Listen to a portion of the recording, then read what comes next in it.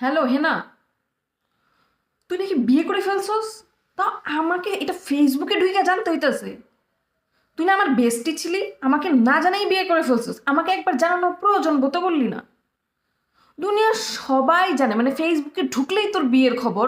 অথচ আমি, মানে আমাকে একবার বললি না তুই। আমার সাথে এটা তুই করতে পারলি? হুম। আর তোর বিয়েটারও তো দেখছি বেচারা কানতে কানতে শেষ। সে কান্নার ঠেলায় গড়ায় গড়ায় পাহাড় থেকে নিচে পড়ে। তুই এইভাবে ঠকাইতে পারলি তোর বিএফকে? যাক, সবকিছু বাদ দিলাম।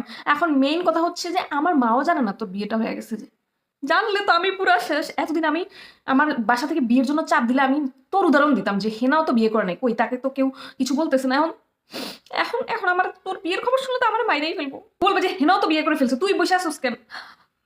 হেনা রে, তুই বিয়ে কইরা, তুই বিয়ে করে তোর বিয়ে ফ্রে তো কাদাইলি কাদাইলি, তুই আমার লাইফটাও শেষ করে দিলি। তোর কোনোদিন ভালো হইব না হেনা, তোর কোনোদিন ভালো হইব না, তুই কোনোদিন সুখে হবি না।